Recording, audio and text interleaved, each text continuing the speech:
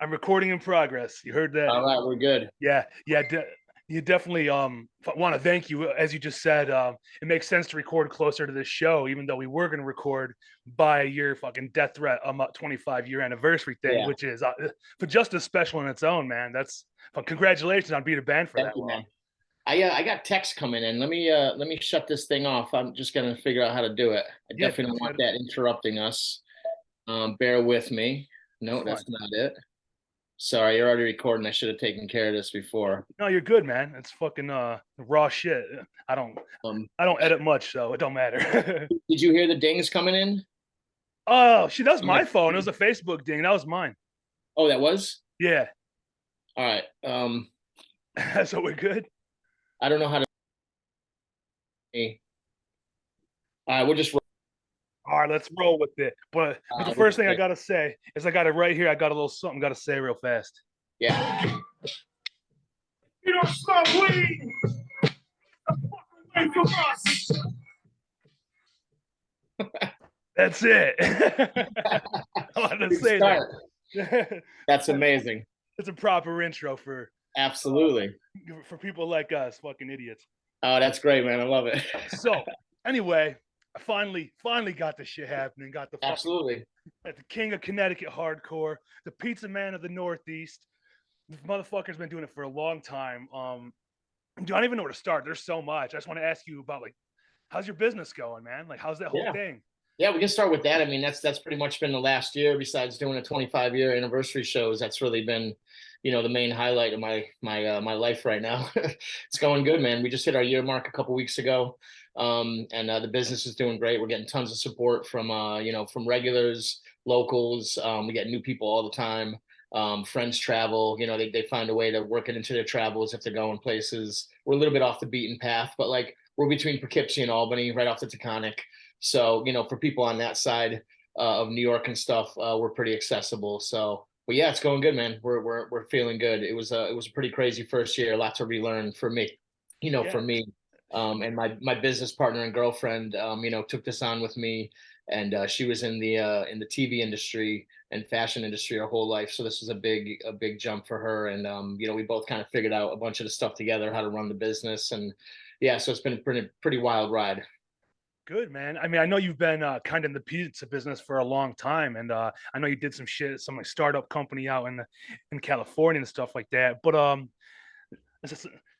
did you know, or when did you know if like you wanted to open like your own like pizza shop? And did you how'd you work up the courage to actually go forth with it instead of with you're standing there with your fucking hands there, not sure what to do, man? Like, how'd you Absolutely. yeah, you It was a big leap. I kind of swore off cooking about 4 years ago. And I had some health stuff like 5 years ago, and I tried going back to pizza, and I was just like, you know what, I'm tired of this shit. I'm tired of feeding people and and working for other people. You know what I mean? Just like it's just a big commitment. And so I found another career for a little bit, and kind of veered away from food. And then during COVID, I was making pizza at home, and started messing around with ideas of like doing like a whatever, like a YouTube channel or something. I'm making pizza.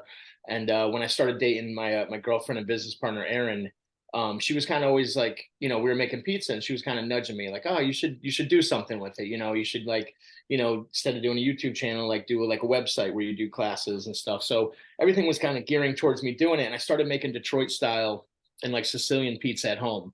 I got some recipes, I ordered some pans, and I knew the basics of pizza, and I knew the basics of dough, and just started messing around with it at home in a home oven. Because I said, whatever I do, I won't be able to do it in a restaurant. I knew I didn't have the money to open a restaurant. So I said, if I'm going to do something, I'll do pop ups. I'll figure out a way to do it. But even with a pop up, you have to have a portable oven. So you're talking 10, 15, $20,000. So I was like, how can I do it using a regular oven? Any house, any venue. So pan pizza was the way to go. And that's how I kind of started doing it. And so I took a business course. One thing led to another. Took a business course, and after that, some opportunities arose for a place to make pizza, just as a pop up on the regular. So I started doing that in a town, Philmont, a couple towns over from where I live. And in that time, I kind of outgrew that space. And there was a place right by my house. And we were kind of like, oh, maybe we should just go in and see. Like, maybe we can rent the space for a day or two and do pizza in there and have a bigger production area. And come to find out, they wanted to get out of it. And they wanted out from the business. And they gave us an offer for something that we were able to figure out a way to get it. And we just did it. And it was scary as fuck. Yeah, dude. So I kind of finally faced my fear. I knew I could do it, but part of me didn't want to. You know what I mean? Part of me was just like, oh, let me find something else, and maybe this isn't the way. But the more I did it, the more I realized, like, okay, I like this. You know what I mean? Like, I do like feeding people. I do like that aspect of it, and I'm good enough at it. Let's give it a shot. So yeah, it was kind of a slow progression, but one thing literally led to the next, and now here I am, and like I said, we're a little over a year in, and it's going great, and it's cool. We get to hang out every day, and we run the shop together. We have a few people to help, and it's pretty cool. It's tiring, but it's definitely worth it. Yeah, that's fucking cool, man. And it's definitely something you have to have all passion for, not just Gotta love like a it. money drive, because you'd probably tire out real fucking quick. Yeah, it's it's a lot of work, and you really got to love it. And it's cool. We're getting to know the people in our community and in our neighborhoods and our neighbors, and we meet new people all the time that are passing through, and hardcore kids come through and support. They make make it part of their path if they're going somewhere. I'd say every couple of weeks, a friend, one of my friends from a band or a friend from the scene or an old friend shows up. So whether unannounced or announced, but it's always awesome. I see somebody come around the corner, I'm like, oh shit, Yeah. Donnie from Mind Force stopped by last week. It was the first time up, and he lives about an hour and a half away, but he came up and got pizza, and I was at the front counter. I was like, oh shit, Donnie's coming in, so there's always a surprise, and it's cool. Yeah, that's fucking cool, man. Yeah, like you said, you're like right in the middle of major cities. People can pass through on the way wherever they're going, and Yeah, fuck it, dude. That's really cool. yeah. Oh shit, man. I have so many pizza questions for you. Fuck hardcore. Yeah, This let's is talk pizza. pizza. We'll do the second half. Will be hardcore. We'll be talking Yeah. about our Detroit and Cold as Life and how that all began with us, and but yeah, let's talk more pizza. I definitely want to get some while I'm there. I'm thinking of doing what is it? Buddy's Rendezvous is the original spot, or is it Yeah. Gus's? Well, a lot of people do for some reason. There's still like a debate on this shit. A lot of people say buddies. But the original guy who created the Buddy's Pizza, he has his own spot. I can't think of his name right now for some reason. Yeah. I really can't. But he has a different spot. I think it's in like Ferndale or somewhere near Detroit.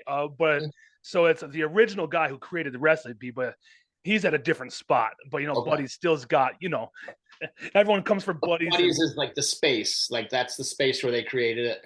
Yeah, Yeah. supposedly. But Yeah.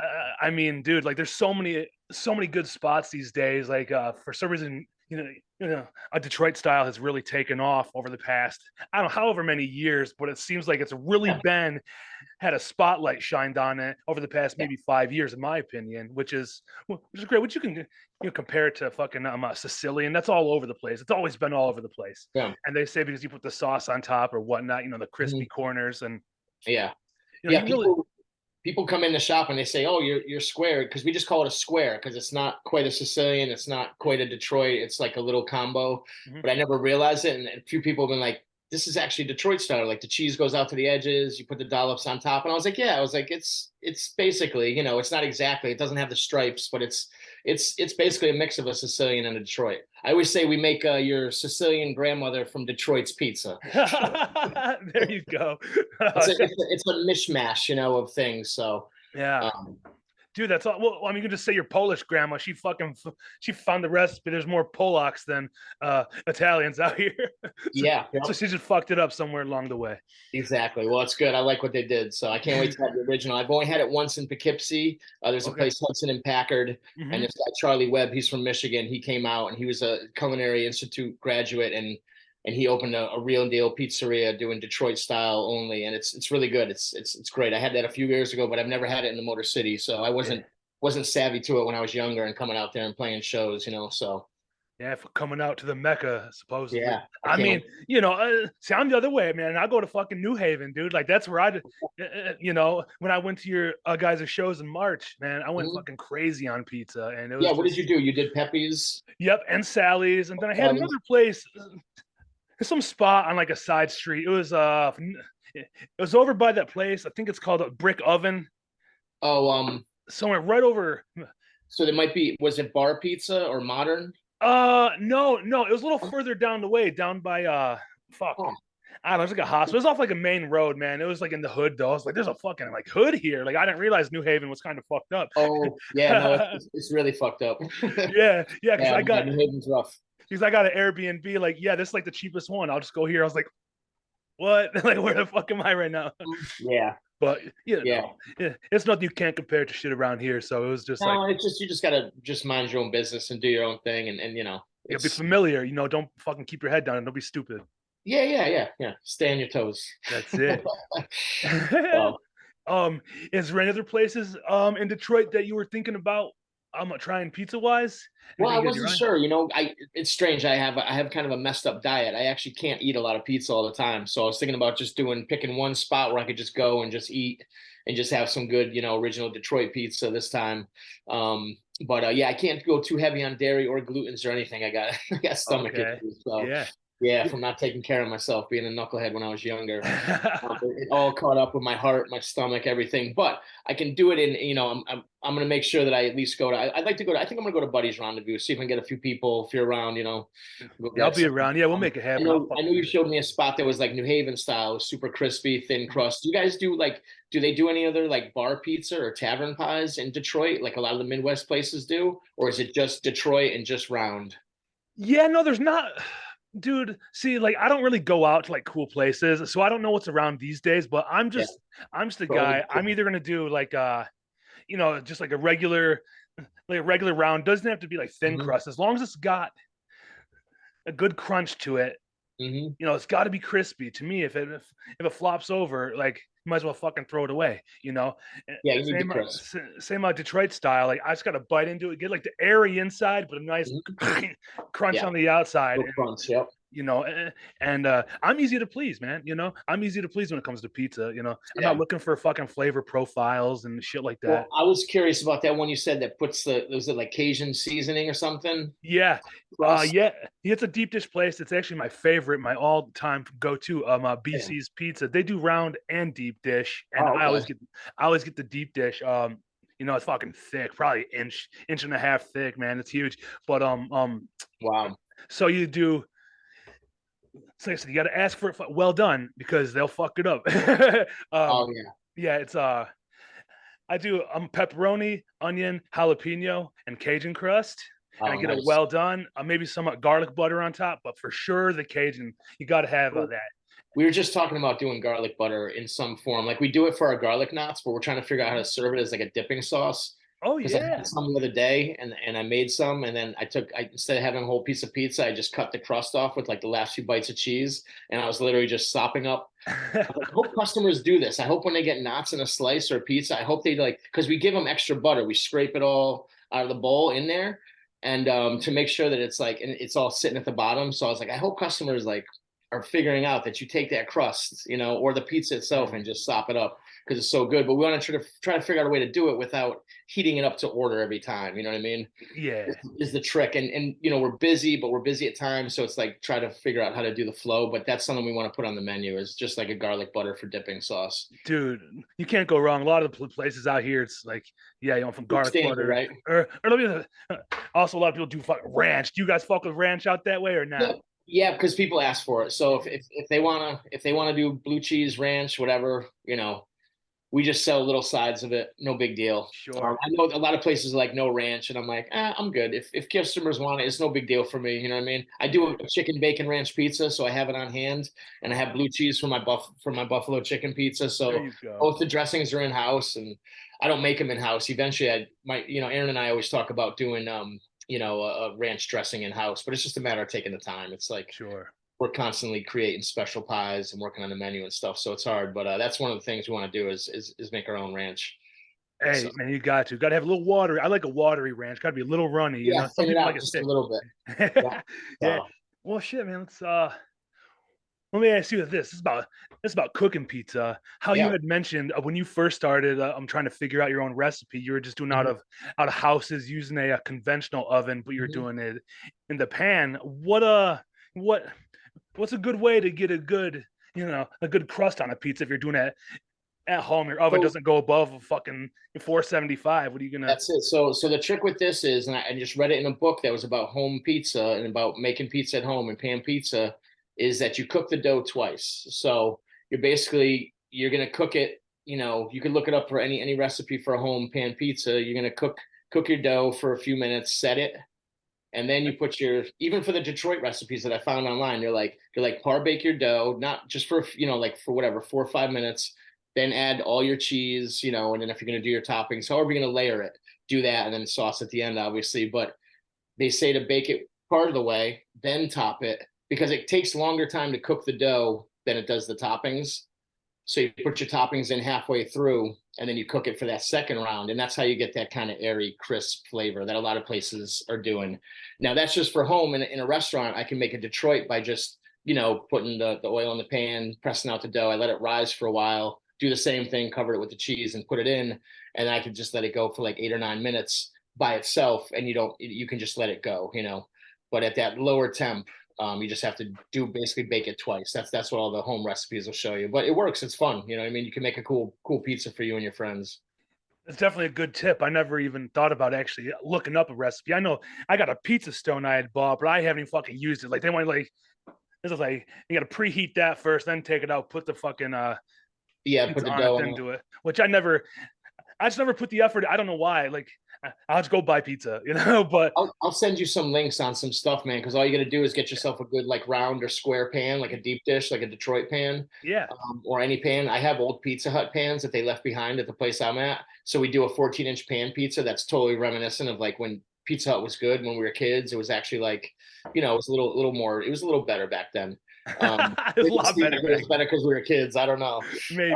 But we make that, man, and that's a real nostalgic thing. We do like a 70 supreme pie with like the kind of Pizza Hut toppings, and people are like, for the kids who didn't grow up like in New York or major cities where there was thin pizza, you basically had Pizza Hut, Domino's, things like that. There was some Italian pizzerias and stuff, but for a lot of people that come in our shop, they're like, oh, I grew up here or there, and we didn't have like New York pizza. We just had Pizza Hut. They're like, this is what I want to get, and they order it. But yeah, man, I'll send you some tips, and you can Hell just yeah. go to your local, if you have a local pizzeria that you like and they like you, be like, hey, can I buy a couple balls of dough? Just take one of their doughs and you just, I can show you how to do it, and you can make some Detroit pizza at home yourself. Dude, I'd love to. That'd be Yeah. great. Yeah, and that's why I asked you about like your business adventure because you said like you don't want to work for anybody, but that's a lot of work, and to do it on your own is what I'm saying. But But I have much ideas in my head that I spin like what like like cool future things to do. But see, the thing that even like holds me back from even like thinking any further is fucking failure. Because it's a lot oh of yeah. that's a Oh, lot of believe me, fucking man. That was the number one thing for me. I had done stuff in the past that didn't work out. I had done things in the past that didn't make money.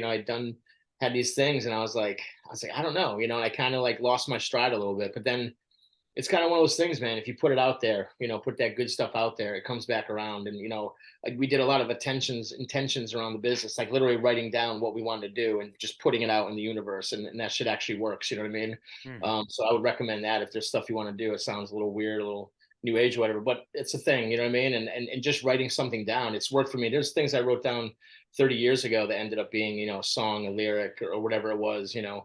Um, it's always written down for something, but those intentions are real, and even the space that we got, I put in an intention like, I hope Bacon's Pizza is available, like, I want basically it was like I want Bacon's Pizza. And we got it. Oh, So it that's was like the funny. perfect spot, the perfect size. It's like, it's like a 2-person show. It's a little tiny place. It's 4 minutes from where I live. Nice. Yeah, So man. It all kind of but it all yeah. kind of aligned for you at the right time, Yeah. man. But yeah, no, I mean, it took me a while, and I needed the right person to kind of push me and remind me that I could do this. You know what I mean? Yeah. So it's because, it's the same thing. Like I was like, well, what if the pizza isn't good? What if people don't buy it? What if I don't make enough money? What if? But then, next thing you know, it's, you haven't done anything. So it's worth it, especially if you really believe in it. And I think the more that I started making it and started doing little events and was getting a little feedback and being like, okay, it started making me believe, all right, if I can do this here, if I can do this with a little bullshit oven, here, or a little pop-up oven, then once I get a pizza oven, this will be no problem, and I'll be back in the ring. Yeah, that's fucking cool, man. Well, I Yeah. mean, congratulations on all that, dude. Thanks, That man. takes like Yeah. so much courage, and like you have to be determined like to fail. You have to like I may fail, You I know what I may mean? Like, fail, honestly, and and we that's so didn't know the crazy. area. Like, we don't live in the most active area. Look, we're between towns and stuff, and between places, and the place needs food, but it's, there's no guarantee that like we're gonna stay afloat. But so far we've done 5 days a week, and we're fixing to open up 6 after Detroit. We're gonna shoot for that next Sunday or the Sunday after we open 6 for football, and that'll make the difference. And yeah, it's just, and as corny as it sounds, we said if you build it, they will come. But that shit's true too. You know what I mean? Like, if you make it, people will support you, people will come. The regulars support us, and our friends support us. You know what I mean? So it's not any different than doing a zine, starting a podcast, starting a band. Dude, that's awesome. I don't know, man. It's just we can just talk about hardcore. How about that? I can tell you a little of the background with me and Cold as Life, and Yeah, how our friendship began and stuff, and how yeah, definitely. Detroit and Death Threat became friends. Um, first time, I think probably the first time we saw Cold as Life was in Connecticut. It was probably like '95, and they played at the Sports Palace in New Britain, and we ended up meeting them. I forget, I can't remember who the show was. I think they played with maybe Push Button Warfare. I forget. There's probably a flyer out there somewhere for it. But either way, we ended up meeting them, hanging out. I think I was smoking weed with Mike Goop, and buddied up, and they needed a place to stay. I think they stayed with us that night. I think they had a show the next night in Albany, if memory serves. And I think they stayed with us, and I think we all rolled up to Albany because we were like right between. It was like maybe an hour and a half from us in Connecticut, and started buddying up with them. And of course, I mean, they're the fucking best. You know what I mean? Like, just the best dudes. Like, not very approachable, but at the show, friends, somebody knew somebody, and we met them, and they were like super cool. And I don't mean that in a bad way, approachable. They're just fucking hard dudes. Yeah. If you see a group of guys standing there, you're probably gonna think twice about saying hello. Cold as life, colder than you. Freddie Maddox said it. Like, there's nothing else you need to say. They're the coldest. You know what I mean? But great dudes, big hearts. Like, love them. Rest in peace, Johnny Haight. Like, we hung with those dudes, and then I'd say like a year later, I don't even know if I'd started the band. I might have been doing Death Threat a little bit. There was another version of it before this one. I might have been playing around with it, but I went on the road with All Out War, and one of the shows, I think this was in '96. And one of the shows, it was during the summer, was Roy Fest, which was a big thing in Detroit. I think that was it, Roy Fest, right? Roy Stock. Oh, Roy Stock. There you go. Roy Yeah, Stock. yeah. But you know what I mean? Yeah. And then that was the next time I saw him, was out there, and me and Mike Goop got high, and he took me to his house, and his mom made us food, and we hung out. And I don't even know if he's still in Cold as Life, if he's doing this lineup or not. But we were real close friends. I haven't seen him since he left New York, but yeah. So but yeah, he took me to his house. We hung out there, and I was out with All Out War, and I hung out with everybody. Met Beast, met Dougie, all the dudes, and it was wild, man. It was out in the field. There was tents set up. Blood for Blood was there. We were hanging with them. That was when I first met those guys, and yeah, it was just a wild weekend. And yeah, we're just friends ever since. And I think by the time I started the band, outside of New England and Northeast, and in Northeast, Detroit was like one of the first places we went to. It was probably like Buffalo, and then maybe Detroit. It was maybe right before Last Days came out. It was quick. We got invited out there. It's just probably because we made the connection with people. Maybe I forget who got us the show, but they brought us out pretty soon thereafter. So it was an early spot for us. Within the first 6 to 9 months, I'd say, of our existence as a band, we played Detroit, which was awesome, and they treated us great. And they took us to the old train station. We walked around, snuck up some like stairwells up to the top, saw the view of the city, like brought beer up there, was smoking weed, and yeah, it was a good time. And we got Coney Island hot dogs, like did all the spots, and Yeah, so that's they cool as always fuck. Jeff always treated us like family. Roy, all these guys, it's, they'd stay with us when we came there. We'd stay with them when we went there, and got to play with them a bunch. So this is a huge honor to be a part of it. And you know, I've been so busy. I wasn't online a lot, so I was missing Jeff, and then we finally linked up, and he was like, "We want to get you guys on this." And I had room to do one more show this year. I kind of like overbooked myself already, but I said we have to do this. We have to do it with the OG lineup. It's like one of the first places we played out of the Northeast, and it's like family. And now that I see the lineup, it's nuts. Like everybody's playing. It's gonna be a great show. And it's been years since we played Detroit. I mean, I don't even know. I can't even tell you how long it's been. We played in the early 2000s with AF and Madball. We came through, and Murphy's Law was a big package. We just did like a weekend with them, and that was Detroit. That was like maybe 2003 or four. Yeah. And So it's been years. there's a show I didn't go to. It was like one of the only times I've ever seen you guys on the flyer. It was like 2010 with the Mongoloids and the Death Before Dishonor at Definitely that Mugs. no, Static Age. Static Age. That age. It's a coffee shop, but Mhm. yeah, just different location. Yeah. You think of Mugs though, yeah. Oh, okay, yeah. So yeah, so that was it. That was the last time. It was with the Mongoloids, Death Before Dishonor. Yeah, and I didn't Yeah. go. I was so fucking pissed because I was like, "What the fuck? When am I gonna ever see Death Threat?" You know, it was I like know. 7, 8 years I've been listening to you guys, and for some stupid fucking reason, I had to miss it. And I was just, Yeah. furious. And then, Well, I'm glad you made it to Connecticut. yeah, Yeah. dude. Well, I see you guys at the Holiday Jam a couple years ago in Reading, and Yep. then dude, I had the worst headache of my life that day for some reason. I was so fucking mad. Like That was a long day. I had like a migraine from hell, and I was standing up front for you guys, just like after every song, my head was like ringing. I wanted to pass out. Oh man. I was like, of course, the only time I come to see fucking Death Threat, I could barely see straight. Oh man. Yeah, no, but I Connecticut definitely made made up. up for that. Yeah, of course, dude. Like, you guys were like a white whale at a certain point until I was able to, I had everything going to where I can actually go somewhere because you guys Yeah. weren't coming here. I was like, I gotta go fucking see these guys. I know. You know how it is. Well, I know it's tough because we'd come close. We'd hit Chicago. We'd be here, there, and then we weren't playing for a little bit. It's been a lot of up and down and back and forth. But yeah, Detroit got missed for many years. So I'm glad we're making it back. And I think there was a fest they were doing a few years ago that they were trying to get us out for, and even that was like, it was just the timing. It might have been right before COVID or maybe during COVID, I forget. But we weren't able to do it. We weren't like super active at the time. So I'm glad this one worked out. I was psyched. Of all shows, it's really important to us that we're doing it. yeah, man. Yeah. There's so many bands. Is there any bands on there that you haven't seen? Yeah, You're man. looking forward to I've never seen Never Ending Game, man, and they're one of my faves. So I can't wait. That's Yeah. I'm Shout out. I'm most psyched about Neg. Dude, they're so fucking good. And I Man. can't wait to see Madball and Cold as Life and Mind Force. There's tons of bands I want to see. I've never seen Never Ending Game, and yeah, they're one of my favorites. So I'm really, really looking forward to seeing them, and I can't wait to see the return of Cold as Life. And is it the lineup from Born to Land Hard? Is that what the deal is, or No, look, Johnny or? So like, Jeff tried getting it like as OG as possible, but for whatever reasons, just the things some people couldn't play or Yeah. don't want to. It's not my business to say, but Oh no, yeah, no, that's fine. it's a hand-picked lineup by Jeff. It's all That's really all that matters. talented Detroit musicians, and let's Great. be real, everyone wants fucking Jeff. Oh, that's I just Everyone's Yeah, waiting that's for it. nice. And there's been other versions over the years, which people were excited to see the songs live and shit. Yeah. But when you think of Cold as Life, you think of Jeff Gunnels, and Yeah. so everyone, dude, this thing's fucking huge, dude. You can't replace him as a front man. It's like it's like the devil on the mic. Dude. It's amazing.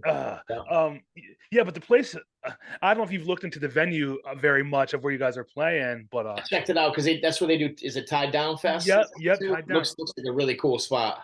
Yeah, it's been a place for decades. There's like a factory and shit, but then they converted it into a venue. It's still burnt out and fucked up. They fixed like one building in the whole complex, and that's where the shows go down. And I think it holds like 2,500, but they sell out at like 2,000 tickets.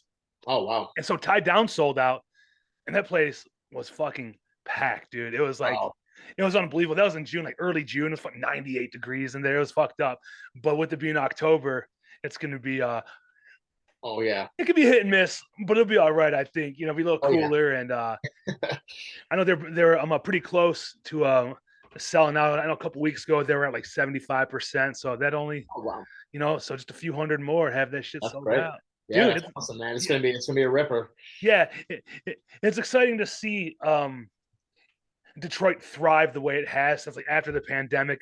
Hardcore scenes have its highs and lows and shit, but it's I don't know, something fucking ignited everybody here to. It's great, man. I love to see it. It's really amazing. You know what I mean? You see different scenes go through, the ebb and flow and stuff, and some boom and some are smaller and all this stuff. And Detroit used to have the Roy stock. It was huge. You know what I mean? And it's great to see the scene booming again. It's much deserved there. It is, It's a dude. hardcore mecca for sure. Yeah. When you think of, it's really crazy. John Brandon from Negative Approach said himself, like he never thought he'd be playing a fest that was named after one of his songs. Fucking Negative Oh, Approach. Yeah, yeah, and it was just like ironic to see, like, to be there, and like he's been doing it for 40 years, dude. crazy. Yeah, Hardcore for 40 years, like before a lot of fucking people, almost everybody. So most everyone exactly. and everybody just sort of kind of followed along and fucking evolved and changed, and it's still Yeah, a thing, man. That's yeah.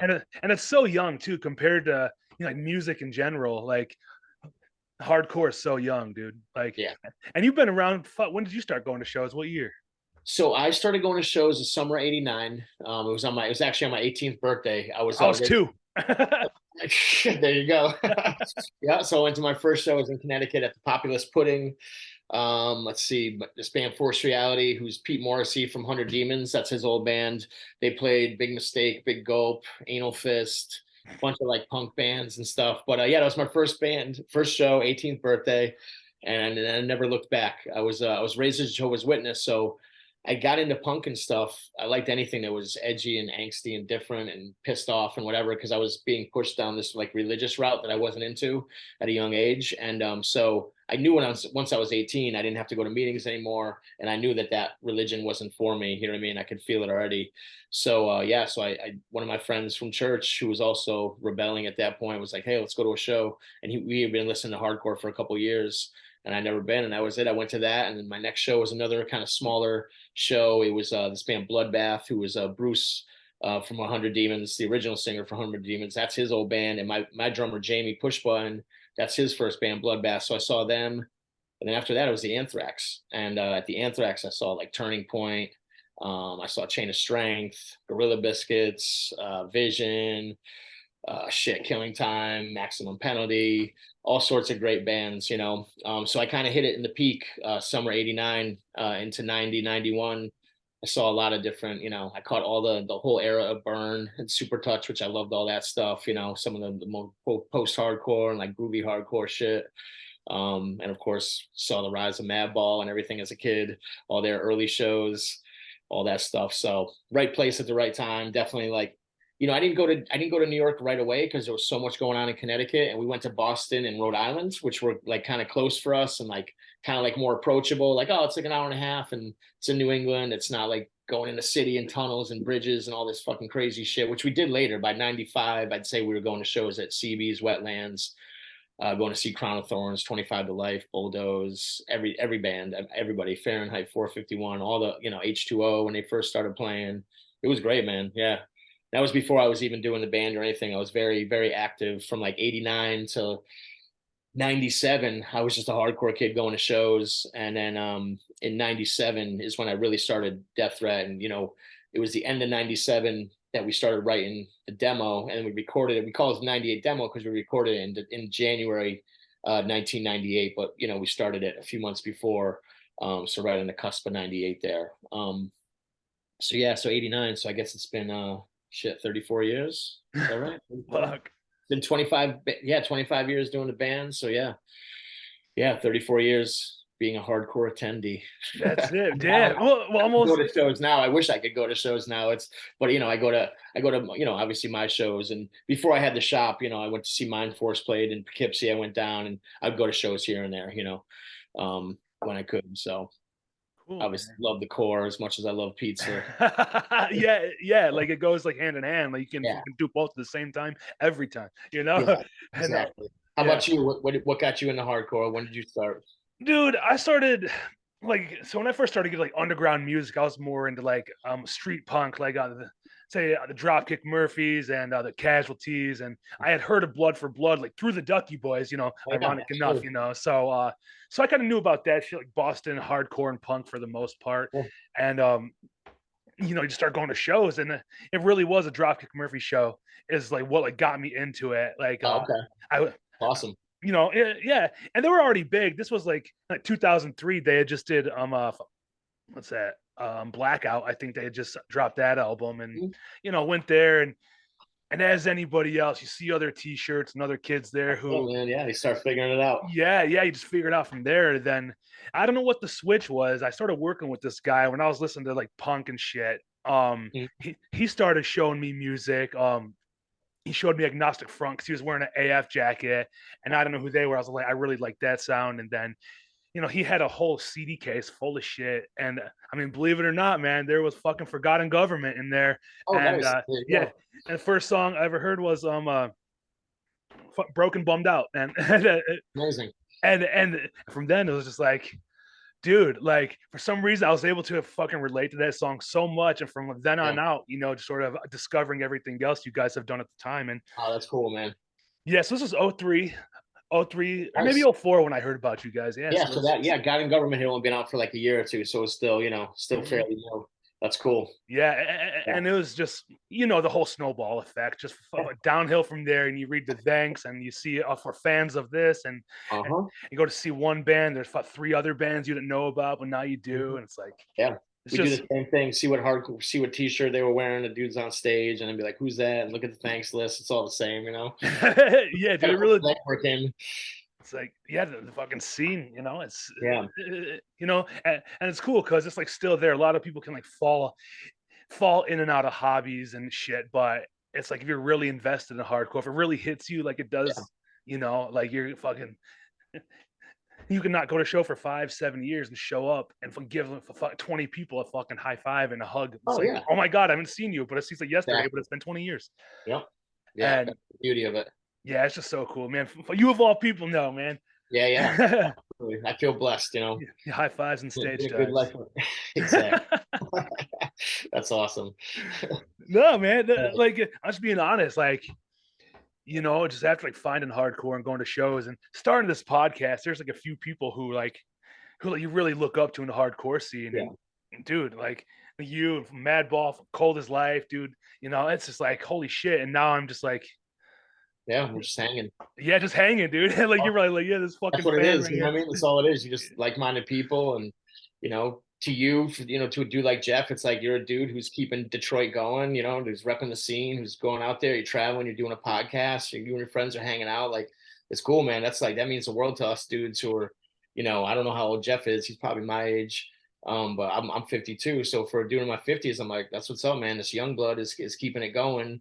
And he trekked all the way to Connecticut to come see us, you know what I mean? And like it's, yeah, it's amazing. Yeah, That's what man. keeps it going. And I know a lot of people went to that show too, but I was like, I cannot miss this, especially in New Haven, little small ass venue. It And was great, man. Those shows were like that was like really like that was a real death threat Connecticut moments there, man. Those 2 nights was like felt like it could have been 98, could have been 2004, 2011. Like that was just Connecticut through and through. So you caught a real magical weekend, man. Seriously. dude, it's everything I expected and hoped for when I Yeah. came.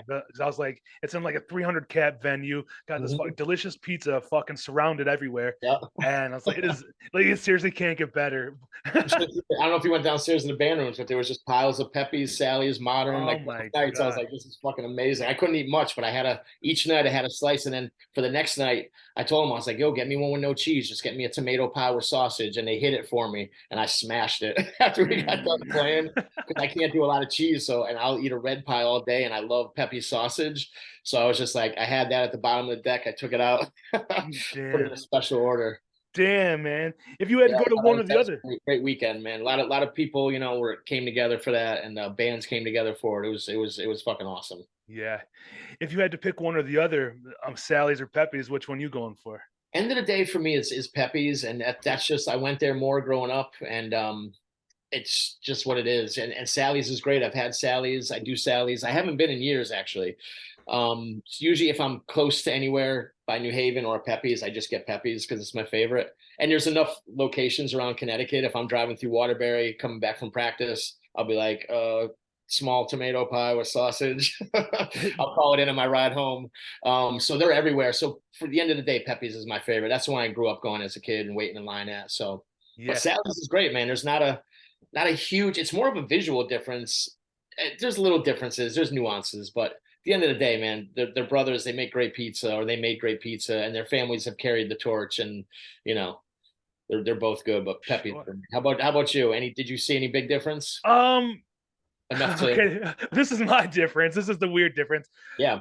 So I like Pepe's hot and fresh better, Hmm. but I brought home a little of both. Oh, So cold. I like a cold slice. You got to try. I love a cold slice, man, all So, day. but Sally's I liked better cold. Oh, okay. All right. So Interesting. yeah, I wonder what the difference was with it. you know, I love that was Pepe's cold is like, so I'm sure Sally's is just as good cold. That's crazy though. She like that one better. yeah, So it must be something about the sauce or the cheese or something. I don't know what. Honestly, I think it was more in the crust. I think like Pepe's stayed a little more tough, and Sally's was easier to bite through cold. Okay. So fresh out of the refrigerator, sometimes you gotta, Hmm. shake it like a dog. Pepe's is kind of like a little chewy the next day. Yeah, yeah, but Yep. I was into it. I liked it better. Oh my god, I think a sausage and pepper pizza. That's what I got, and a Oh, nice. pepperoni too. Yeah, and I just wanted Mhm. to. And the only thing that I thought was a little like annoying about Sally's is I wanted just some sauce on the side, but they won't give it to you.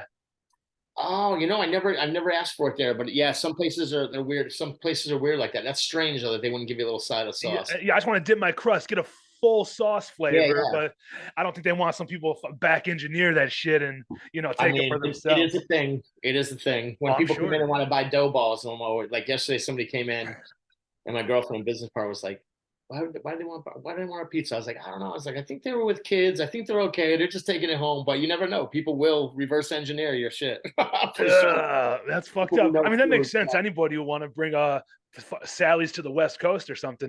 So Yeah. Yep. it might be. But I just wanted to just fucking some tomato sauce just to try it. Yeah.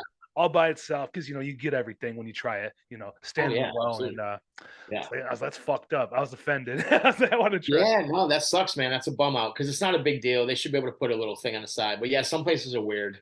Oh well. Traditional, too traditional. I'm not a traditionalist. I'm no Yeah. purist. Yeah, and I mean, I understood the weight and everything too, because we got to both of them like right when they opened. I wasn't gonna Yeah. fuck around, wait till 3:30, 4 o'clock to go there when the lines around the block.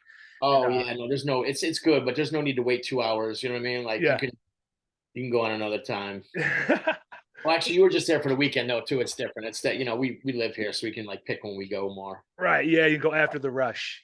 But yeah, there's so much good pizza everywhere now. It's crazy. And Connecticut has a whole other world of pizza. Kind of the style of pizza that I make, which is we consider like a New York thin, is really popular in Connecticut, like in Hartford and in central Connecticut.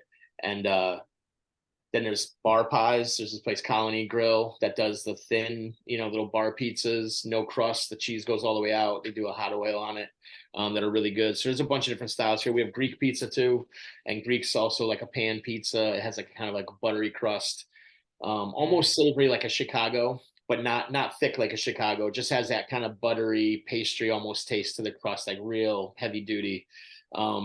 But yeah, I can nerd out about pizza all the time. No, no, Well, me we too, try to man. make as many different styles. We do Tavern, we do Detroit, we do Grandma, we do Sicilian, we do New York Thin.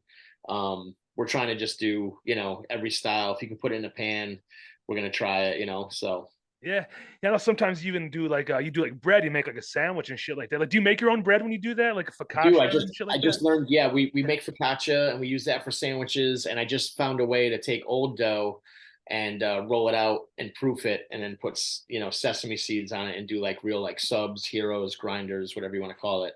So yeah, I'm gonna start doing like sandwiches like that soon. Just making our own bread, just using old dough. There you go. Got a little Yeah. trick from one of my cheese reps came in and he was showing me pictures like, oh, my buddy makes this. And I was like, he makes those. I was like, I've been thinking about changing my recipe or doing a different recipe. He goes, no, he just uses his old dough. was like, oh, and it's a thing. I looked online. I was like, oh shit, people are just rolling up their old dough, and it proofs it gets a little fluffier and doughier, because the dough is grown, so you can do more like a soft like Italian bread. So yeah, we're starting to make everything. We started making chocolate chip cookies, cannolis, like we're just going all in. But all that stuff, people just grab it. They come in, they're hungry, so they're like, oh, I'll take slices. Let me get a soda, and they're like, oh, let me get one of those cookies. Oh, I'll grab some garlic knots. So that's all the side stuff is really adding up. Yeah, cool, Yeah. man. That's fucking once again.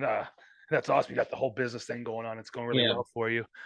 Yeah. But fucking back to hardcore. Let's go back to hardcore. I can talk Yeah, pizza all day, I man. know. We'll give them But what they want. Hardcore.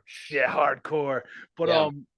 so it's still 25 years of Last Days in this present year. Is that the band you're gonna have that? Because I know different members, depending on what set you're going off of. I know. Yeah. So for these next two shows, we're doing Detroit, and then we're going over and doing a festival in Eindhoven in the Netherlands. And for those two shows, I'm doing it with the OG lineup with Jamie Pushba and Larry and CJ. And then like this is hardcore. I did it with the current lineup. Connecticut, you saw one of the nights we did it with the current lineup. So just for this year, we did it. We did a couple more shows with the OG lineup. I think we're gonna have to take a little break, probably just like for a year or so, just so I can really concentrate on the business and just hold off on shows for like a year, and I'll figure some stuff out for 2025. Because literally, like by that time, we'll be getting ready for our 30 year. We'll start looking 2 years ahead and be like, all right, where are we playing for our 30 year, Lord willing? Where's it going to be? So I think we'll probably take a year. I really need to it was great doing these shows this year, but it definitely didn't take a toll on the business, but it definitely was like a little tough for me. It's a lot of work, getting down to practice. I practice 2 hours away. Everything for me is a little bit of a drive. And because I have health issues, like on my days off, I'm doing doctor's appointments. So it's like a little hard to manage everything, but super thankful and blessed that I got to do these shows this year and play some really special spots. We did Brockton, which was one of our first spots. Detroit, we did Philly, we hit Connecticut, so it's been really good. So, but going forward, we'll take a little breather, and then we'll pick back up with the current lineup. We'll do some shows in the next year or two. So Cool. yeah. Anything you plan on doing in Detroit when you get here besides eat pizza? Like, do you have anything that you're looking forward to coming and seeing, or are you just rolling in and rolling out, get some pizza? So I'm coming in. I have an early flight on Saturday. I can't check in till the afternoon, so I'm probably gonna figure out somewhere to go and walk around. And I'm not sure what I'm gonna do. So I got all day Saturday. I'm there. I got an early flight on Monday, so Sunday I'm gonna kick it in town and see who's staying after the show, who's gonna be around, and I definitely want to do pizza. If you got any recommendations of places I should see, it's been a long time since I've been to the D, so it would be cool to see it. I heard, I think a lot of things have changed and stuff. But it'd be cool to see it. Yeah, if you got any suggestions, let me know. I don't really know the city Oh too yeah, well. yeah.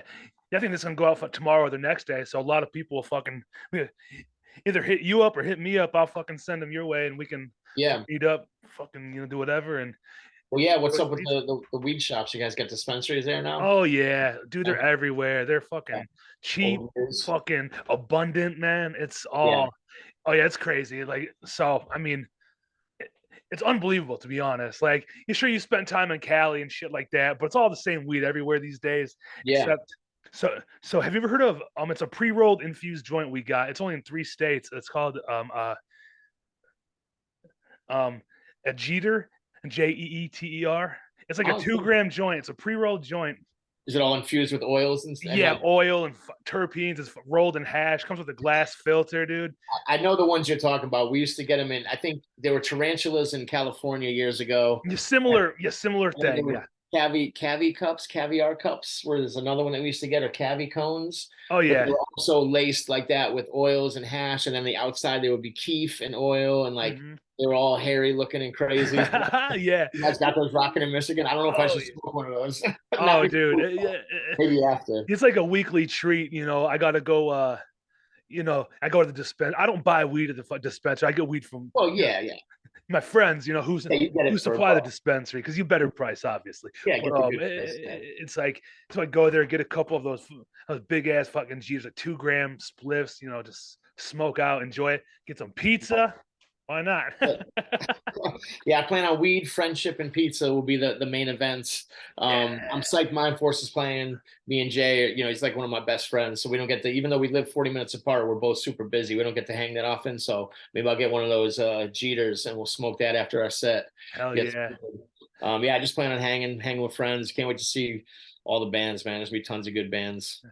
Any we mentioned Jay from Mind Force. You guys still hanging on to POI, or is that on the back burner right now? I mean, I'm super busy with pizza and Death Threat this year, and they're crazy busy, which is Right. awesome. I love to see what's happened for them the last few years. Like they're just fucking on top. It's amazing, it's so good. So I think we all want to. We have like one song that we've been working on, and like we have beats for it, and we have a theme for it that we started like maybe like 2 years ago. It's a commemoration song for a friend we lost, and so we have some words for it. We have some beats for it of him actually talking. We have his voice of him talking at a show, which is really amazing. But who knows when it'll happen? But with POI, it's a timing thing. Even when it first happened, it was just all about me and Jay like having less to do and like time to sit around and smoke weed, and, and it just all happened. It was pretty fucking magical, man. So we both want to do it, and we get hit up. People offer us stuff every now and then, but it's really tough for them and really tough for me. But I'm going to tell them this weekend, like, hey, I'm taking the next year off, from DT to, just concentrate on the business. But I could definitely do a POI show if they have a month where they're free. I think we could do it. I think we could book our own show, and kids would come and hang out. It was fun, man. We did a show in Brooklyn and we did a show in California, and it was like, honestly, and I've been doing Death Threat 25 years, and those two shows, they were two of the like most. I can't think of too many shows I have more fun at than those two shows, straight up. There was just something about it. It was just that, and maybe it's because it was new and it was like a different vibe, and just singing a little different style, and just doing a whole different thing. But man, we had so much fun, and Cali was crazy. We were just throwing joints out in the crowd and smoking on stage, and just trying to make it like a Wu-Tang show. Dude, yeah. I mean, I've seen those shows. I was like, this looks so fucking fun, dude. It was And, fun, man.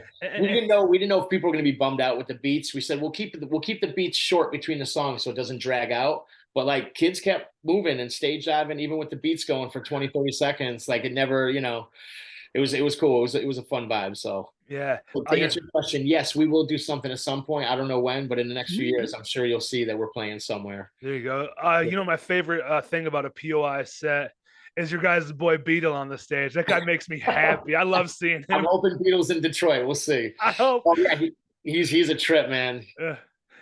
He's a total trip. Yeah, I don't know him, but just from like seeing him on stage and shit, and at shows, I've seen him here and there, around, and I'm like that guy's a fucking trip. I love the shirts he wears, his little towel, the big bottle and shit. He goes in. He sings for a really great band, End of One. They're more of like a death metal hardcore band. They just got back together the last few years and did some stuff. They're really good, man. Yeah, Beatles an old friend of mine, and Jay's. That's how I met Jay many years ago when Jay was a young kid. He would come out to shows with him, and I met Jay probably late '90s in Connecticut at Death Threat shows and End of One shows and the Newburgh skate park and shit. But yeah, Beatles the man, dude. He's a trip. Yeah. Nobody waves a Gucci flag better. It's so ignorant. It's the best. It's so good. Nobody's gonna say shit. So yeah, I hope he shows up in Detroit with you guys. Yeah, I hope so. He's been known to travel with Mind Force, so we'll see. Yeah, dude. Like, I mean, I don't know, man. We're coming up on an hour here now. Like we said, it's like it's timing out perfect. I don't know. There's nothing. I just wrote down some bullshit, but I figured it'd be more of a fun pizza hardcore conversation. Oh, that was good, man. I think we covered all bases, Yeah, I think so. Like I said, just want to thank you again, man. We can wrap it up here. Absolutely. Well, I'll see you next week, and let's get some people to go get some OG Detroit pizza on Sunday if you're available. Maybe we'll get a couple cars of people. I'll see. I got some friends who are driving out, and I think some of the Death Threat guys are hanging the next day. If they are, we'll see who wants to get pizza. Maybe we'll go get a couple tables. Pizza it is, man. All right, cool. I'm gonna wrap this up then, and I'll see you next week, brother. Peace, man. Appreciate it.